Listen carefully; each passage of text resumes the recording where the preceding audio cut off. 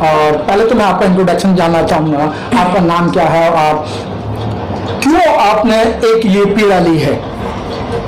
मेरा नाम संगीता सिंह है। पहले तो मैं नेशन न्यूज़ चैनल का बहुत बहुत धन्यवाद करती हूँ कि आज मुझे अपने विचार रखने का और ऐसा मौका दिया।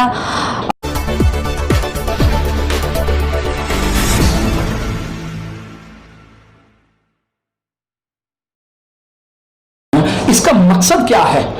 इसका मकसद जो है वो ये है कि जो महिलाएं असहाय महसूस करती हैं अपने आप को और जिन्हें किसी तरीके का प्रशिक्षण नहीं मिल पा रहा है, शिक्षा के महत्व को नहीं जान पा रही हैं और हर तरीके के रूढ़िवादी प्रथाओं में घिरी जा रही हैं, संस्था के माध्यम से हम ये पूरी कोशिश करते हैं कि उनको उनके अधिकारों के बारे में बताया जाए ताकि वो समाज के साथ कदम से कदम मिलाकर चल सके। तो मैडम, ये जो दिव्य ज्योति फाउंडेशन है, ये क्या क्या कार्य करती है? दिव्य ज्योति फाउंडेशन बहुत सारे क्षेत्र में काम करता है, जैसे कि गर्भावस्था के दौरान महिलाओं को सही जानकारी देना और लड़कियों को, महिलाओं को सिलाई, कढ़ाई, ब्यूटिशियन जैसे इस तरीके के प्रशिक्षण दिलाता है और बुजुर्गों को जो स्वास्थ्य सेवाएं होती हैं उस तरीके के काम दिव्य ज्योति संस्था करती है। और एक बहुत ज़रूरी चीज़ जो दिव्य ज्योति संस्था का जो उद्देश्य है वो ये कि एक माँ जब बच्चे को पैदा करती है तो उसको पूरी तरीके से वो जानकारी नहीं होती कि मुझे इस बच्चे को कैसे बढ़ाना है, कैसे पढ़ाना है। अगर वो एक समय होता है 2 से 5 साल तक का, हमारा मानना है ये, और कि अगर वो माँ अपने बच्चे को सही तरीके से गाइडलाइन दे, अच्छा एनवायरनमेंट दे, अच्छा न्यूट्रिशन दे, तो हम एक अच्छे देश की कल्पना, एक अच्छे समाज की कल्पना कर सकते हैं। तो दिव्य ज्योति फाउंडेशन के माध्यम से हम उन महिलाओं को समय समय पर जागरूक करते हैं कि आपके बच्चे के लिए क्या ठीक है, क्या नहीं ठीक है, उन्हें कब स्कूल भेजना चाहिए, कब नहीं भेजना चाहिए, उन्हें क्या खाना चाहिए, क्या नहीं खाना चाहिए। तो हमारी यही कोशिश रहती है कि निरंतर हम छोटे बच्चे और महिलाओं के स्वास्थ्य संबंधी जानकारियां ज्यादा से ज्यादा उनको दे। हम गरीब महिलाओं की हेल्प करते हैं या जो छोटे छोटे बच्चे होते हैं उनको हम काउंसलिंग देते हैं। तो मैडम, इन जो बच्चों की और महिलाओं को जब काउंसलिंग दी जाती है उस समय जो एक माहौल, बड़ा एक दिक्कत वाला माहौल पैदा होता है, तो उस माहौल को आप किस तरीके से सहन करते हैं? देखिए, दिक्कतें तो हर समय हर जगह होती हैं। अगर हम पहले से ये मान लें कि हमें किसी भी काम की शुरुआत करने के दौरान दिक्कतें आएंगी तो हम किसी काम के बारे में सोच ही नहीं पाएंगे। लेकिन अगर हमारा उद्देश्य और हमारा तरीका सही है तो स्टेप बाय स्टेप हम लोग सही जगह और सही बात अपनी रख पाते हैं। हमारा जो दिव्य ज्योति फाउंडेशन है, इसको कितने वर्ष हो गए? अभी इसको 2 से 2.5 साल ही हुआ है, ज्यादा लंबा समय नहीं है। लेकिन जमीनी स्तर पर मैं अपने एंड पर बिना संस्था को रजिस्टर्ड कराए मैं अपने एंड पे काम कर रही थी।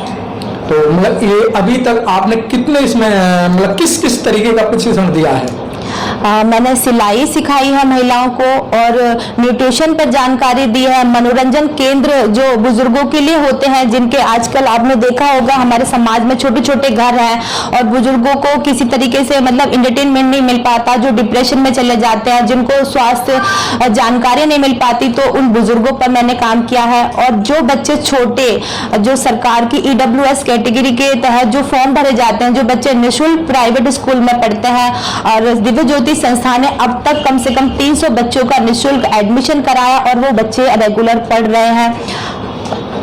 तो मैडम, अभी आपने बताया कि आप सिलाई सेंटर भी चला रही हैं और सिलाई सेंटर के माध्यम से लड़कियों को भी, मतलब ये जो सारी चीजें हैं आज के टाइम में कोई भी काम कर रहे हैं या हम पढ़ाई का कर रहे हैं या हम सोशल वर्क कर रहे हैं, बिना पैसे के नहीं होता है। जी, तो आपके पास में ये पैसे की अर्निंग कहाँ से आ रही है? जी बिल्कुल, आपने सही कहा कि देखिए, मैंने अभी बताया था कि हम पहले से ही अगर सोच लेते हैं कि हमारे को ये काम करने में बहुत ज्यादा परेशानियां आएंगी तो हम किसी भी काम को शुरुआत नहीं कर पाएंगे। मुझे भी बहुत परेशानी आई, लेकिन मुझे सच में ही उन महिलाओं की सहायता करनी थी।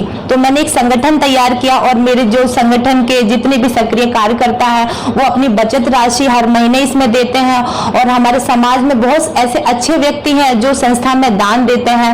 अभी मुझे कहीं से भी कोई सरकारी से कोई राहत राशि नहीं मिल रही है, लेकिन मेरे को ऐसी कोई कमी महसूस नहीं हो रही है। मेरे जो संगठन के लोग हैं भरपूर मेरा साथ दे रहे हैं और मैं अपनी संस्था को आगे ले जाने में पूरी कोशिश कर रही हूँ। मैडम, ये आरोप लगते हैं कि भाई हम जो पैसा देते हैं इस पैसे का सदुपयोग नहीं होता, इसका दुरुपयोग होता है। देखिए, ये तो सभी जगह ही होता है, ऐसा नहीं है, लेकिन काफी लोगों को जो सरकार से सहायता लेते हैं वो लोग दिखाते हैं पेपरों में काम हो रहा है, बट रियल में काम नहीं हो रहा होता। हमारा ऐसा उद्देश्य नहीं है, क्योंकि मैंने जमीनी स्तर से महिलाओं की परेशानियों को देखा है। इवन मैं खुद उन परेशानियों का शिकार रही हूँ, तो मैं ऐसा कभी ना होने दूंगी और ना ही मैंने ऐसा कभी सोचा है कि इस तरह के आरोपों से दिव्य ज्योति संगठन को सामना करना पड़े। मतलब कभी कभार ऐसा देखने में आया है कि जब ये पहले जैसे आप ये बात करनी, जितने संगठन है सभी इसी तरीके की बात करते हैं, हम गरीबों की हेल्प करेंगे, हम बच्चों को निःशुल्क पढ़ाएंगे, निःशुल्क एडमिशन कराएंगे। जब धीरे धीरे करके बात बनती है, जब पैसा आने लगता है तो वो गरीबी नहीं बल्कि जो पूंजीपति लोगों के हाथों में बिक जाता है।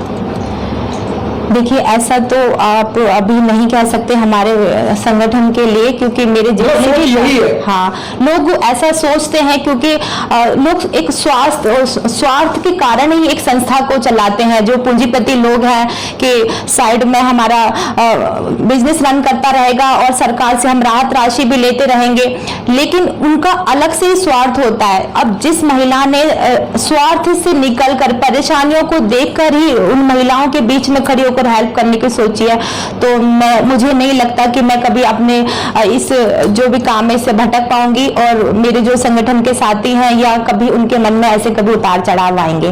तो मैडम, जिस तरीके से अभी आप महिलाओं की कहां बात कर रही हैं, आए दिन महिलाओं पे रेप होते हैं, आए दिन महिलाएं जो मतलब ये रेप के शिकार होती हैं, वो पीड़न की शिकार होती हैं, और जब कंप्लेंट की जाती है तो उनकी नहीं सुना जाता है, तो बहुत बहुत बड़ी बड़ी धमकियां आती हैं, रात को भी बुलाया जाता है। तो उस माहौल के अंदर आपका किस तरीके से नजरिया रहता है? देखिए, पहली बात तो हमें डरना नहीं होता।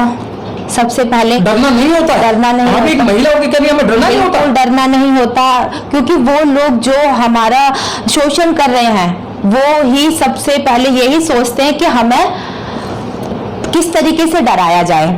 अपनी मजबूती से ही हमें उनको सजा दिलानी होती है।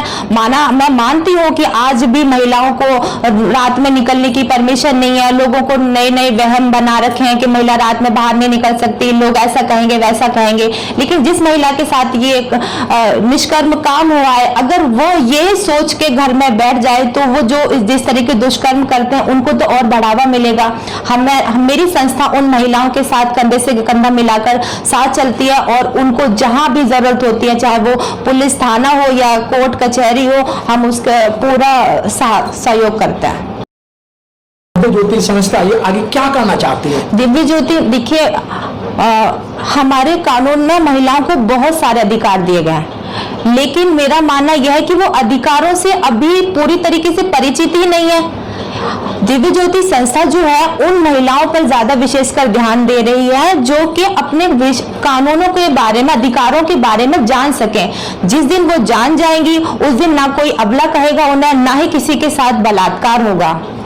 ना अबला कहेगा ना बलात्कार करो। तो मैडम, ये महिला को इस तरीके की बातें बताने के लिए बहुत सारा एक समय लगता है, और कुछ महिला कहती है तो पागल है, तो इसकी बुद्धि चल गई है, तो क्या हमें बता रही है। तो क्या आपको इस तरीके की जो रूपरेखा है जहाँ बाबा साहब के संविधान को पढ़ाने की बात आती है, क्या कभी आपको महसूस हुआ है जो महिलाएं टॉर्चर करती हैं? जो महिलाएं टॉर्चर करती हैं उनका देखिए, जो महिलाएं टॉर्चर करती हैं उनका उद्देश्य ऐसा नहीं होता कि मुझे सामने वाली किसी महिला को टॉर्चर करना है। आप देखिए, किसी भी एक घर में एक सास बहू है, तो जिस महिला जो सास रही है वो भी संवैधानिक अधिकारों से उतनी ही मजबूत है, लेकिन उसको पता नहीं है, तो वो क्या करती है कि आने वाली जब बहू होगी तो वो एक होता है महिलाओं में कि मैंने शोषण सहा है तो ये भी सहेगी। लेकिन अगर उसको अपने अधिकारों के बारे में पता होता तो वो अपनी बेटी और बहू को भी जरूर बताती। और सबसे ज्यादा जो कारण है अवेयरनेस का, जो कि हम लोग नहीं मिल पा रहा हमको, और दिव्य ज्योति संस्था पूरे तन मन धन से कोशिश कर रही है कि महिला और छोटे बच्चों पर जितने ज्यादा से ज्यादा बाबा साहब द्वारा दिए गए जो संविधान में हमारे अधिकार हैं उनको बारे में जाने, और उनके जानने के बाद में जो जो परेशानियां आती हैं उनसे निकलकर आगे समाज के साथ कंधे से कंधे मिलाकर चलें। देखिएगा, संगीता की जो दहाड़ है, संगीता की जो दहाड़ है, ये क्यों आई है? बाबा साहब के समय में और किसी ने कहा था शिक्षा वो शेरनी का दूध है, जो पिएगा वो धारेगा। वो हकीकत बात है संगीता जी जो कह रही हैं कि बाबा साहब को पढ़ना होगा, अपने अधिकारों को पहचानना होगा। अगर हम संविधान को पढ़ेंगे, हम अपने अधिकारों को पढ़ेंगे तो हम ये शोषण से बच सकते हैं। तो इस तरीके की जो शिक्षा है वो प्रत्येक घर के अंदर खास तौर से महिलाओं में होनी चाहिए। जी बिल्कुल, महिला का शिक्षित होना उतना ही जरूरी है जैसे जीवन जीने के लिए हमारा खान पान। जी, अगर महिला को सशक्त बनना है तो उसको हमारी शिक्षा का महत्व जानना होगा। और कहीं ना कहीं महिला का ही शोषण कर जाती है, क्योंकि वो रूढ़िवादी प्रथाओं से इस कदर घिरी हुई है कि ऐसा करेंगे तो ऐसा हो जाएगा, इसको नहीं पूजेंगे तो ऐसा हो जाएगा। लेकिन जब आप किताब हाथ में उठाएंगी तो आपको अंदर एक अलौकिक प्रकाश खुद ही उजागर नजर आएगा, और आपको खुद लगेगा कि आज मैं खुद इतनी सशक्त हूं कि कितनी बड़ी से बड़ी परेशानी आ जाए मैं उसका सामना कर सकती हूँ। कर्म ही इंसान का सबसे बड़ी पूजा है। अगर हम उस पर निरंतर चलेंगे तो हमें किसी भी पाखंडवाद में घिरने की आवश्यकता ही नहीं पड़ेगी, और ना ही किसी के शोषण का शिकार होंगे हम। जब सीधे सीधा बात है, जो दिव्य ज्योति फाउंडेशन है, आगे की इसकी विचारधारा क्या है, आगे क्या करना चाहती है? आगे तो हमारा यही आगे संकल्प जो लिया है हमने कि ज्यादा से ज्यादा महिलाओं को शिक्षित करना है और प्रशिक्षण देना है, ताकि वो जो छोटी छोटी परेशानियों में घिर जाती है, बेरोजगारी, जो मतलब आजकल देखा होगा आपने, बेरोजगारी बहुत बड़ा मुद्दा बन गया है, कामकाज सब खत्म हो चुके हैं। तो महिलाओं को शिक्षित करने के साथ साथ हम उन्हें प्रशिक्षण भी दे रहे हैं ताकि वो अपने घर से छोटे छोटे लघु उद्योग शुरू कर सके और अपनी रोजमर्रा की जिंदगी को बेहतर बना सके, बच्चों को अच्छी शिक्षा दे सके और अपने स्वास्थ्य को अच्छा बना सके। मतलब चलते चलते आखिरी क्वेश्चन, आपको लाखों लोग, करोड़ों लोग देख रहे हैं, इंडिया आपको विदेश भी देख रहे हैं, तो उन महिलाओं से क्या अपील करना चाहती है जो आपसे आशा लगाए बैठे हैं और जो घरों के अंदर उत्पीड़न झेल रही हैं? मैं सभी लोगों से यही कहना चाहूंगी और सभी महिलाओं से ये कहना चाहूंगी कि मैं बार बार सिर्फ शिक्षा की तरफ जोर दे रही हूँ, क्योंकि शिक्षा के अभाव के कारण ही हमें परेशानियों का सामना करना पड़ रहा है। जितना ज्यादा से ज्यादा हम शिक्षित होंगे, शिक्षित होने के लिए देखिए, शिक्षित सिर्फ एक रोजगार का जरिया मत बनाइए, नौकरी पाने के लिए शिक्षित मत होइए, अपने आप को जागरूक करने के लिए, अपने अधिकारों को जानने के लिए जागिए। छोटी मोटी परेशानियों से निकलकर आप आगे आएंगी तो किसी भी तरीके की, किसी में हिम्मत ही नहीं कि महिलाओं को अबला कह सके और किसी भी तरीके से महिलाओं को झुका सके। तो मैं तो सिर्फ बाबा साहब के विचारों पे ही बार बार बात कहूंगी कि हमारे पास और कोई रास्ता है ही नहीं शिक्षा के अलावा कि हम अपनी बात समाज के सामने कर सकें और समाज पूरी तरीके से सुन सके। तो आप सभी से अनुरोध है, अपने अपने बच्चों को पढ़ाएं और स्पेसिफिक महिलाओं पर उनके साथ किसी मैंने नेशन न्यूज़ इंडिया को सब्सक्राइब किया है। मैं आप सभी लोगों से रिक्वेस्ट करूंगी कि आप लोग सब्सक्राइब करें, चैनल को लाइक करें।